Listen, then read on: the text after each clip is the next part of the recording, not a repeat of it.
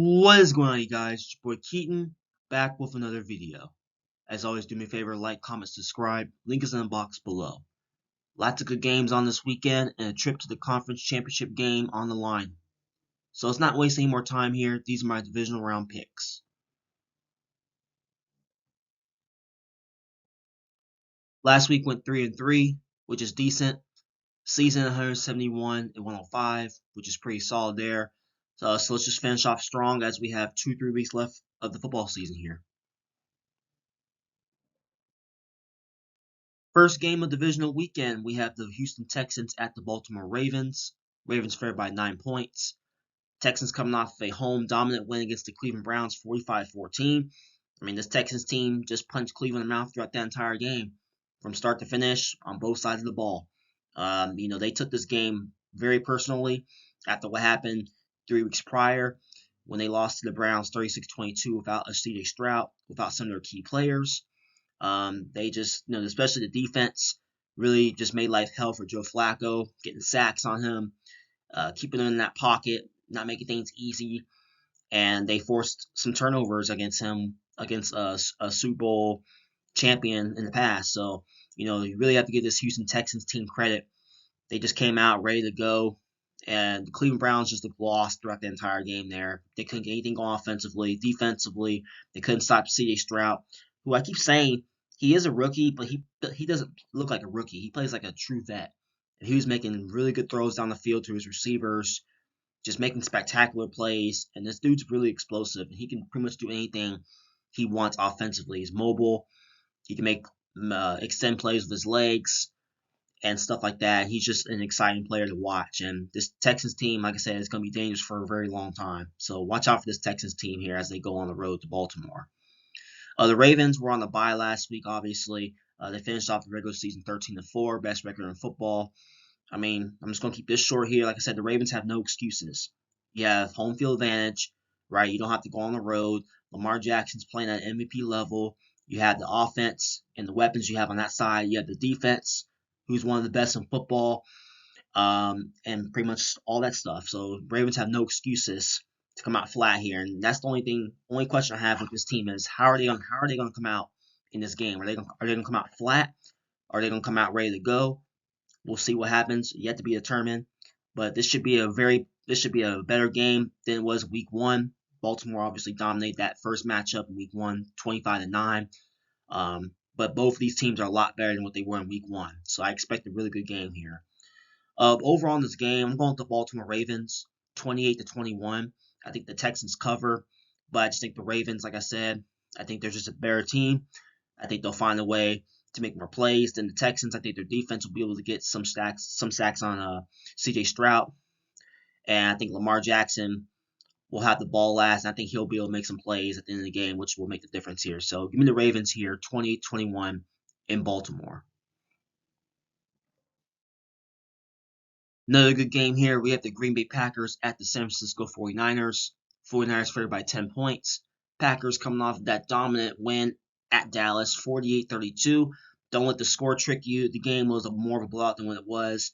It was 48-16, and obviously the Cowboys decided to show up at the end, score garbage time and stuff like that. But the Packers pretty much dominated the Cowboys throughout that entire game. Now, I don't think anyone expected, including myself, I picked the Cowboys to win by a few points last week. I thought they'll be able to get it done at home, a team that's been pretty dominant at home, they haven't lost a game at home up until last week. Packers came there and took care of business. Jordan Love looked comfortable throughout that entire game. Defense really just frustrated Dak Prescott throughout that game there. Him and CeeDee Lamb were not on the same page throughout that game. Packers got some interceptions on Dak Prescott, and they were able to run the ball and just be efficient throughout the whole game. I mean, I can't say enough about the Packers. They went in there and they shocked the world. Everyone pretty much was picking the Cowboys to win, and Packers went in there and they got the big time upset. And they're moving on here to the San Francisco 49ers here, another good opponent. So we'll see what the Packers can do on the road here. The 49ers, they were on the bye week last week. Obviously, they finished the season off 12-5, first in the NFC. This team is also another good team here. They are pretty much complete on both sides of the ball. Defense, They have the offense. Brock Purdy is a good quarterback when he wants to be. Obviously, there's some games where, like against the Ravens, where he didn't really show up and didn't perform up to standard. So we'll see how the 49ers come out in this game. Obviously, the only question I have with them is, are they going to come out rusty or are they going to come out ready to go? Obviously, Mike Shanahan has had an extra week to prepare for this Packers team, which should give them the advantage there. But like I said, it's going to all come down to whether if they come out rusty or they come out ready to go here. But they're at home, and I think that's the advantage there. But overall in this game, most people are going to go with the 49ers, which I completely understand why. But this Packers team can go on the road and upset the 49ers if a few things happen here. They have to establish the run. They have to be balanced on offense and defense. And they have to basically duplicate what they did last week at Dallas. That's the only way the Packers are going to win this game. Okay, that's the only way they're going to win. If they can do those things, like I just said, they can go in there and upset the 49ers. But the 49ers if they can find a way to make the Packers one-dimensional, this game will be a blowout. It's just that simple to me. But overall in this game, I'm going with the upset here. Packers 24-23. Just like I said, I think the Packers are going to go. They're going to go in with no lose mentality. I think obviously they're the big underdogs here. They're the youngest team in the playoffs. They have absolutely nothing to lose. Whether if they win or lose this game, they have absolutely nothing to lose. No pressures on the Packers. All the pressures on the 49ers because everybody's going to be picking them, and everyone's expecting the 49ers to get to the Super Bowl, which they definitely can. But I think this Packers team will have something else to say about that. So, giving the upset on the road, Packers 24-23 in San Francisco. Next game, we have the Tampa Bay Buccaneers at the Detroit Lions. Lions favored by 6 points. Tampa Bay coming off that dominant home win against the Philadelphia Eagles, 32-9. I mean, I was really, really shocked about that game. I mean, I expected a lower scoring game, but I expected it to be a closer game. I mean, the Tampa Bay Buccaneers just went in there and they just dominated from start to finish. I mean, the Eagles just couldn't do anything offensively throughout that game. The Tampa Bay's defense was just on the money the whole game, just making life hell for Jalen Hurts in that Eagles offense to get anything going down the field.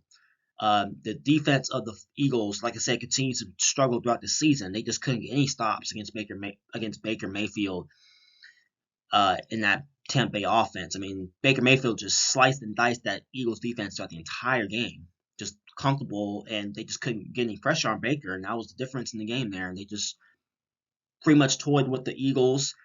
And like I said, they just dominated from start to finish. And like I said, I was obviously shocked by the result of the game. I thought it would end up being a better game than what it was, but Tampa Bay obviously was able to do what they wanted the whole game there. So you really have to give them credit against a struggling Eagles team who's been, like I said, imploded the last 6 weeks here. So give Tampa Bay credit. The Detroit Lions, they're coming off of a very close win at home last week against the Los Angeles Rams, 24-23. Obviously, the Lions, they did what they needed to do to win the game, obviously. Game was close the entire game. The only difference in the game was the Rams. The reason why they lost that game is they couldn't score in the red zone.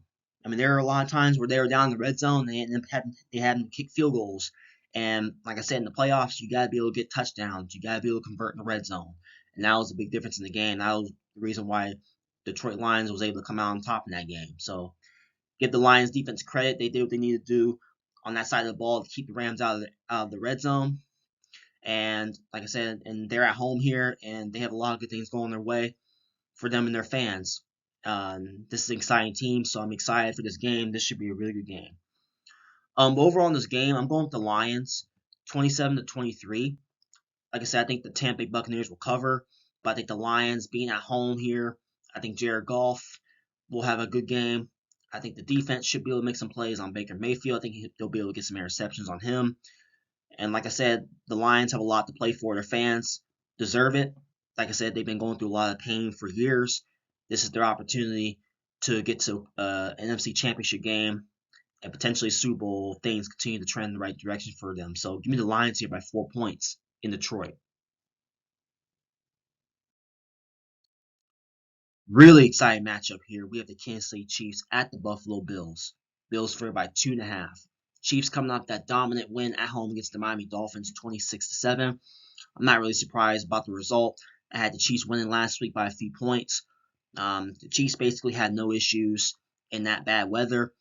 Throwing the ball, passing the ball, all that stuff. They just looked comfortable throughout the entire game. Mahomes was able to just dissect that Dolphins defense. I'm not really sure what the Dolphins were doing on that side of the ball. Every time they sent an all-out blitz against Patrick Mahomes, he was able to convert for first downs. And the Chiefs defense obviously just was able to do what they wanted. They got after Tua, just basically shut down that Dolphins offense. Tyreek Hill was a non-factor throughout that entire game. So this is one of the best defenses in football in the Kansas City Chiefs. They're definitely relying a lot on that defense to make plays, and they're definitely getting it done when it matters. So the only questions I have with the Chiefs is, can the receivers continue to make plays for them? That's going to be the question. Obviously, during the regular season, this team had the most drops in football.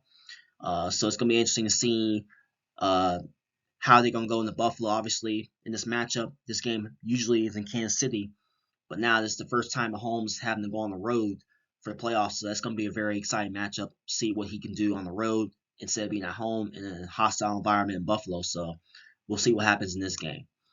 The Buffalo Bills, they're coming off of a comfortable win at home against the Pittsburgh Steelers, 31-17. Obviously, the Steelers didn't have TJ Watt in that game. Not really sure if that would have made a difference regardless of the score, but the Buffalo Bills took care of business. Josh Allen and the Bills offense just dissect that Steelers defense throughout that entire game. Just they really had no issues in that game. I mean, Josh Allen pretty much looked comfortable throughout that game there. They were pretty much balanced throughout that entire game. And the Steelers obviously struggled offensively in that game. Mason Rudolph, it was a good run for him, obviously, but, you have to give the Bills credit. They basically eliminated Mason Rudolph and what the Steelers wanted to do offensively, and basically they got it done when it mattered. So, I mean, no shame. The Steelers obviously made it there, but the Bills were just a much better team, and they showed it in that game there. So, credit the Buffalo Bills as they advance to the divisional round here. But overall in this game, like I said, this game's in Buffalo this time, and like I said, the previous matchups, the Chiefs have had the Bills' number in Kansas City.